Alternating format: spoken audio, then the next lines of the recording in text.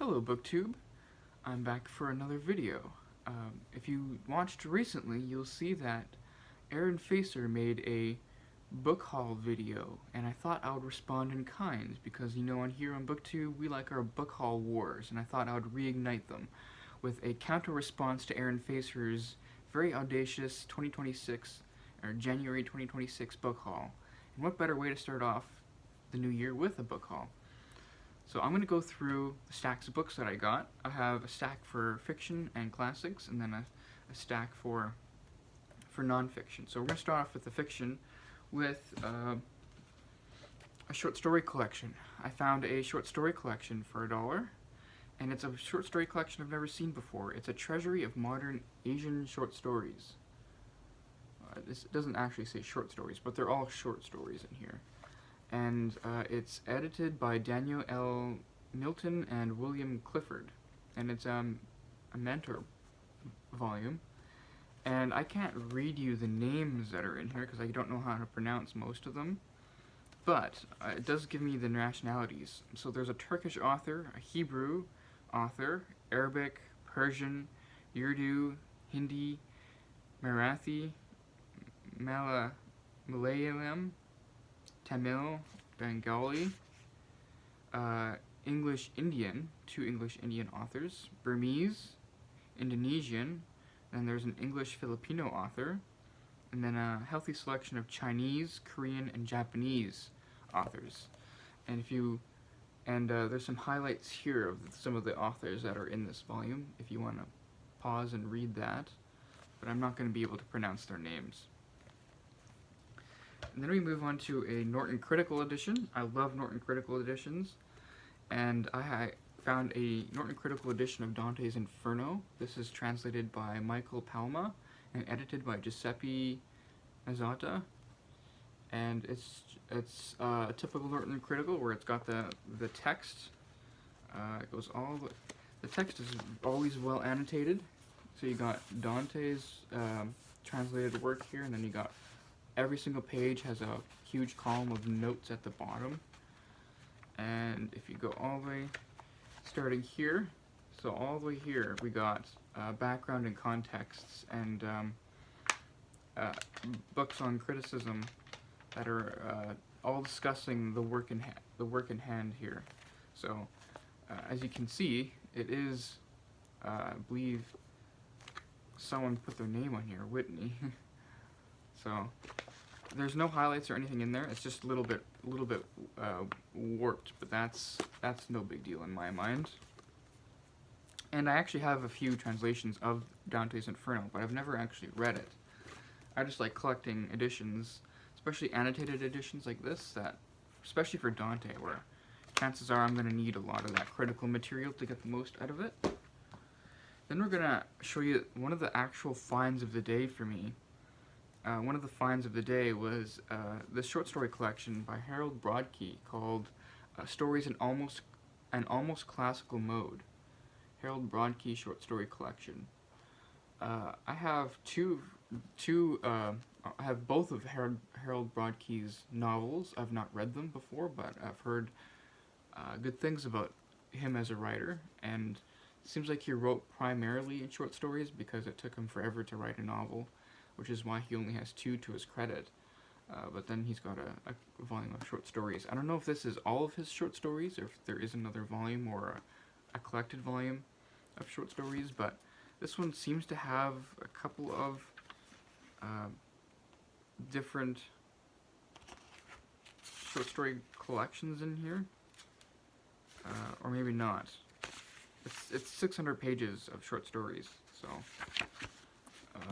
I don't know. I don't know if this is all of his stuff, but I'm very glad to find this used. Then we move on to a translation of a classic. This is the Oedipus cycle by Sophocles, and it includes Antigone, Oedipus Rex, and Oedipus at Colonus. And this is translated by Robert Fitzgerald and Dudley Fitz. They translate all 3 of them. except for Robert Fitzgerald. He translates Oedipus at Colonus by himself, but then they co-translate the other two works by themselves. And I've never read their translations of anything. I've heard good things about Robert Fitzgerald's translation of Homer, but I've not read any of his other translations. And I just found this version for cheap. The one drawback is that there's zero critical material in this thing whatsoever. There's no notes. There's not even an introduction, I believe. So it's very much just throwing you right into the actual plays, which is fine because I've read them before. I read these plays before. I think I read the Fagles translation previously. Then we found a weird find.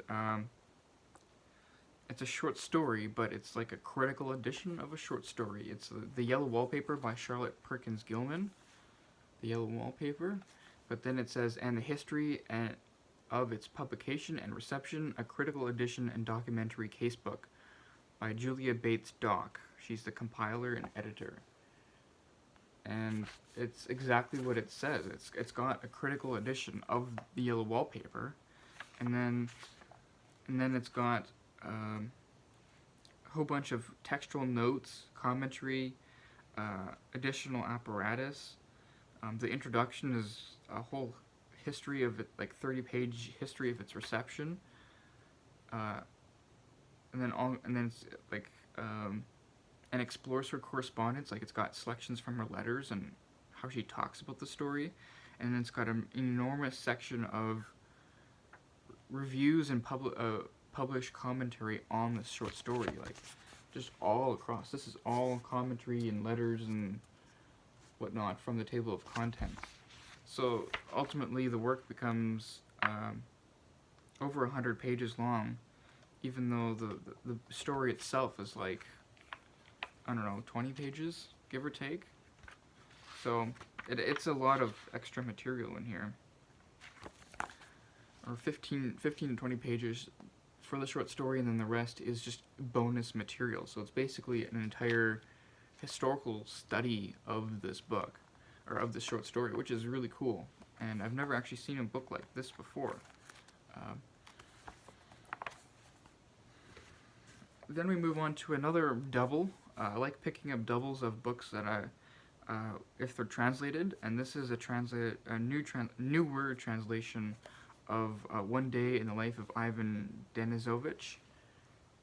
One Day in the Life of Denisovich. This is by Alexander Solzhenitsyn, and it's translated by H.T. Willets.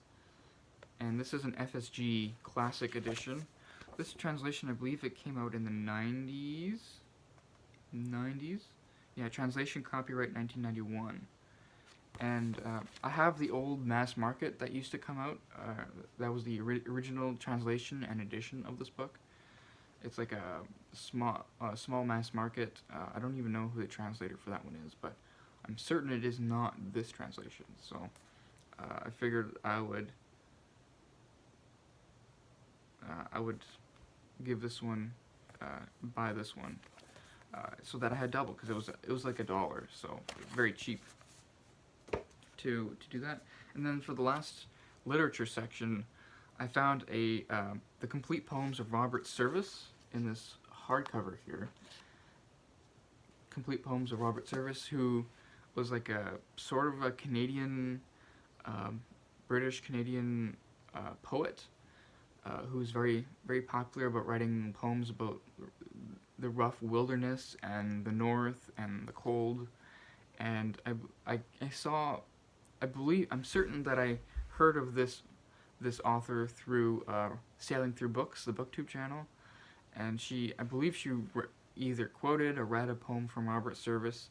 I'd never heard of him up to that point, but I saw this for like $1, and I figured I'd give it a chance, because a lot of his poems are Canadian based. Like he has a poem on the Yukon, where people were seeking gold, but yet he fell in love with the land.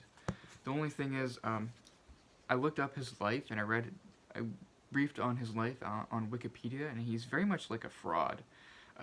He was a poor man who couldn't keep down a job, and then he starts writing poetry, his poetry collections take off and they become bestsellers, so that he can basically retire early. And what does he do? He moves to Paris and to California, and spends the rest of his life between those two places. And yet, his poems are poems that glorify uh,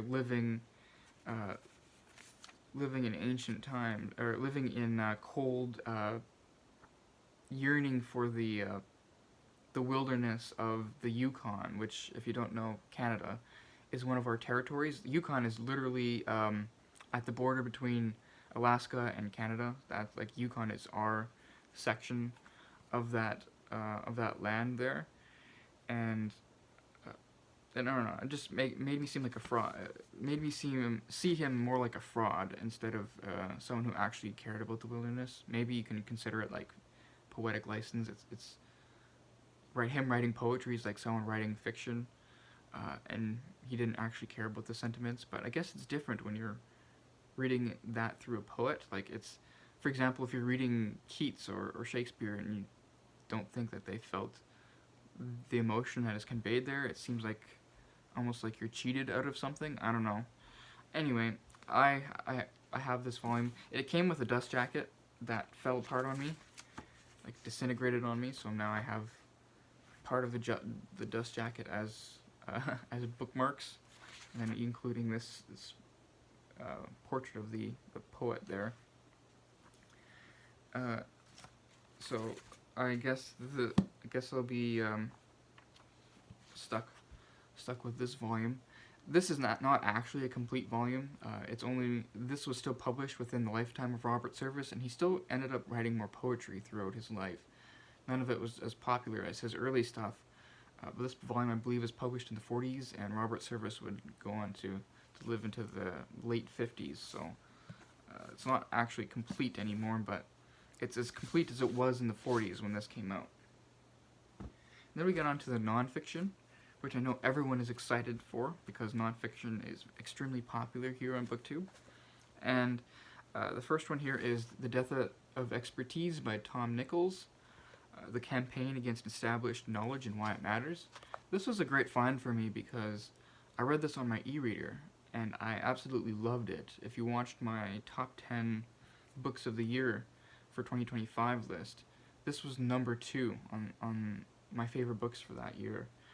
And I never had a paper copy. Now I do, and I'm very glad for that, because for some reason when I read an ebook and I really, really like it, I like having a physical copy that I can put on my shelves and actually it's like a tangible edition of a book that I love. So I'm very glad to have that. A very, very good find. Next is another great find. It's a memoir. It's Stop Time by Frank Conroy. Frank Conroy's memoir, Stop Time. I read his novel, Body and Soul, which I read last year and also made it on my top 10 of the year list. I think it was like number 6 or something. And I was blown away by his novel. It was extremely compelling.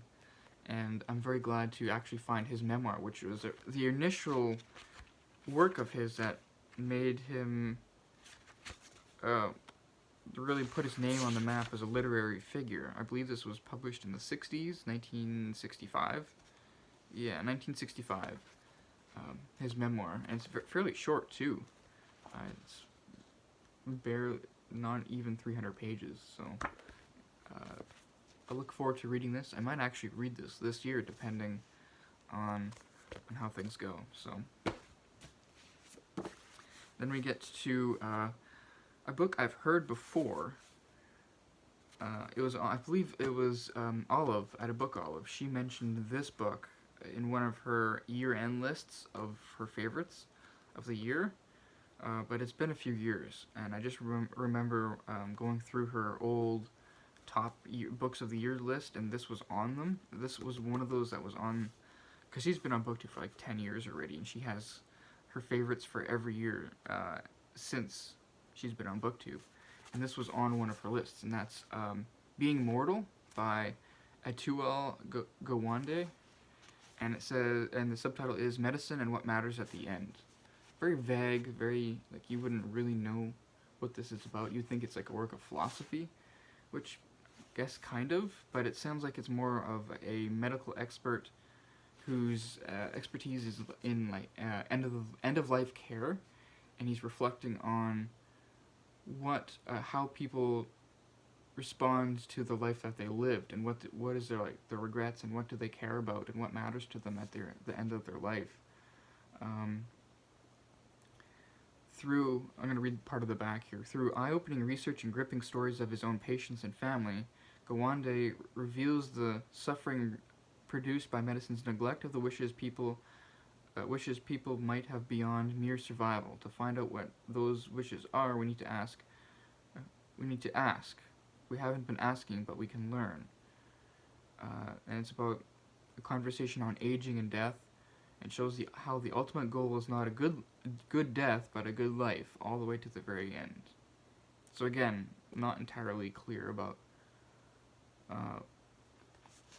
it's the duality between medicine and I guess clash between science and meaning, between mere preservation of life and then quality of life. But Olive said it was really good, and it's something that interests me enough that I decided to pick up a used copy that I found out in the wild. Here's another interesting book. This is a book I've actually read. I've read a book by this author before, but I have not read this specific book, and it's Chasing the Scream by Johann Hari.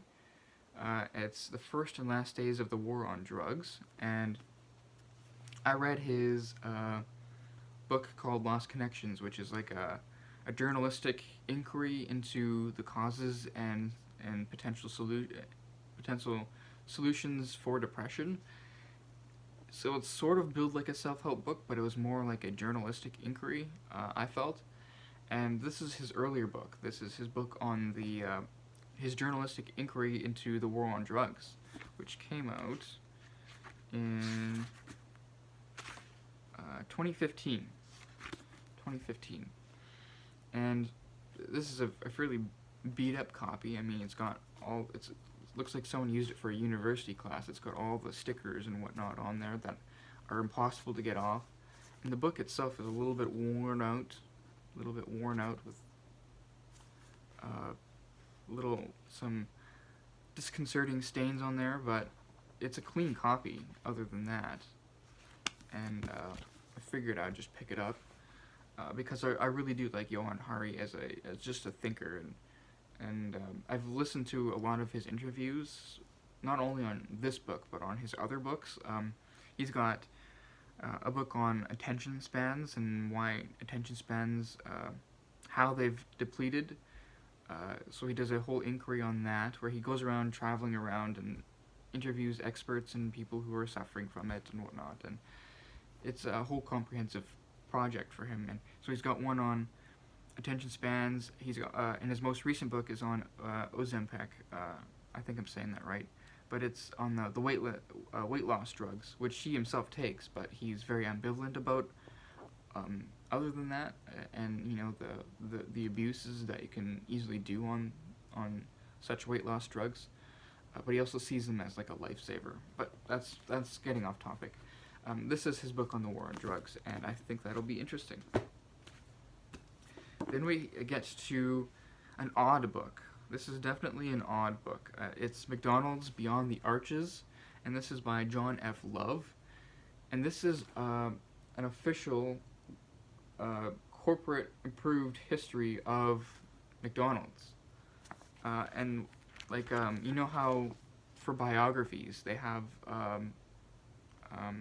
official biographies, or whatever they're called, where the estate of the person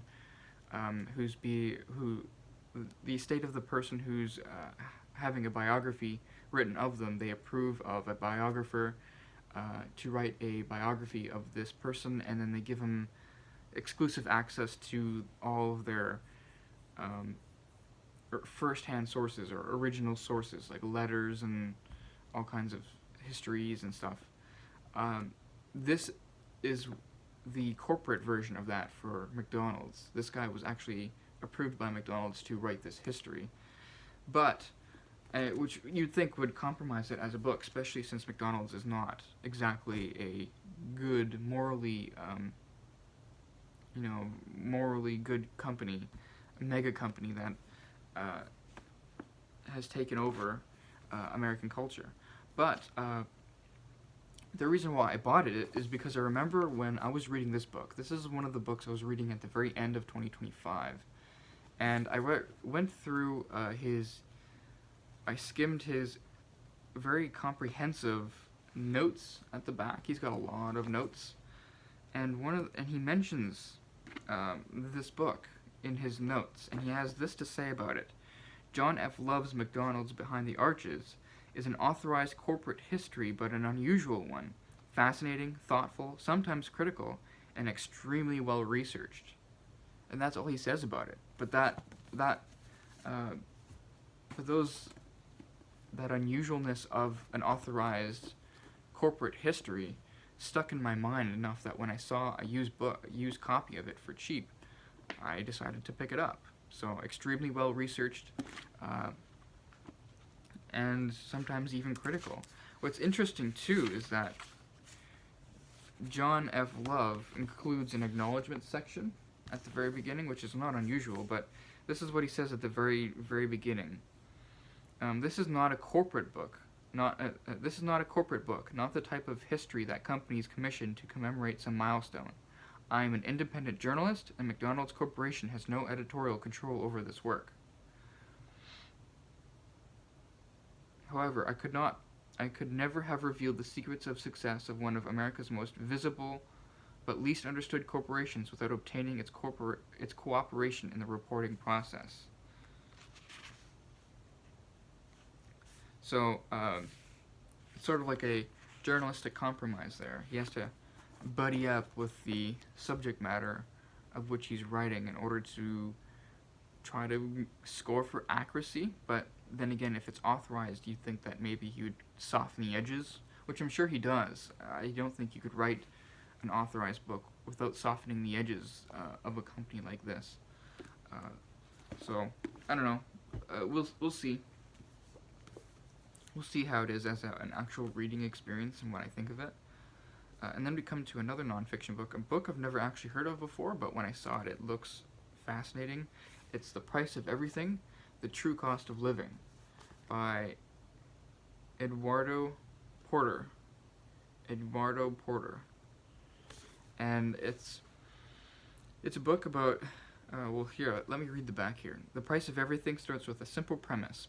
Beyond every decision we make lies a price, whether we're buying a cup of coffee, taking a new job, or deciding to become a parent. Prices are the invisible threads that connect and explain our society, culture, economy, successes, and failures. And it's that sort of thing that fascinates me. Is like the whole push behind my nonfiction reading most of the time is trying to discover the underlying things that we take for granted that we don't actually know about. The hidden workings behind culture, behind the way humans interact with one another, the hidden ideas behind money and the economy, and things that we just take for granted, but yet if we search deep down, there's a whole logic behind it, or maybe lack of, and which needs to be brought attention to. And that's what this book really seems to fit that bill. So the hidden cost of, or the true cost of living, where certain actions that we just take for granted actually end up meaning something in terms of a monetary value. And whether that's good or bad, I don't know if this book will be exploring that, but I assume maybe you'd assume so, but we'll see. And then we've one more book on my list here, and it's Philip Jenkins, and it's a book on religion. It's The Next Christendom. Philip Jenkins, The Next Christendom, and the subtitle here is The Coming of Global Christianity, and it's the revised and expanded edition. This is a I've seen this book before. I remember seeing this used before, and it was for $1, and I passed it by. I let it go. And it was one of those books that, when you let it go, you pass it by, that sticks in the back of your mind that you kind of regretted letting that go. But then I ended up finding it again in this revised edition for cheap, and I immediately snapped it up. And the whole premise behind this book is that this author predicts in early 2000s, I believe,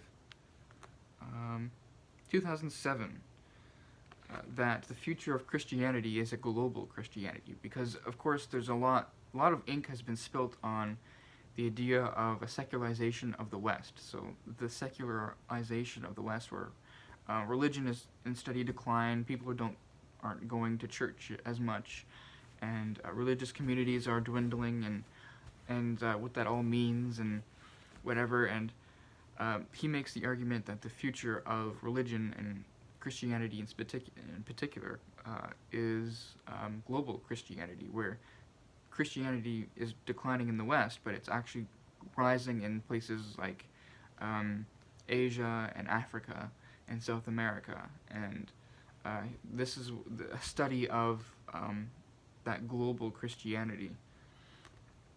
Yeah, the expansion of the remarkable expansion of Christianity in the global South, in Africa, Asia, and Latin America. So that's what this book is studying, and this was back in 2007, and I think this is only increased since this book has been published. So that is my book haul. I'm glad that I got to record this in a reasonable time, and that's my call. That's my book haul response to Aaron Facer. We are in the midst of haul wars, and I challenge you to respond in kind, BookTube. Or do I declare victory? I don't know if that's what you want to hear, but that is the case, because I can keep on doing this over and over again, BookTube. I have the artillery ready to go. So we'll see you next time, BookTube.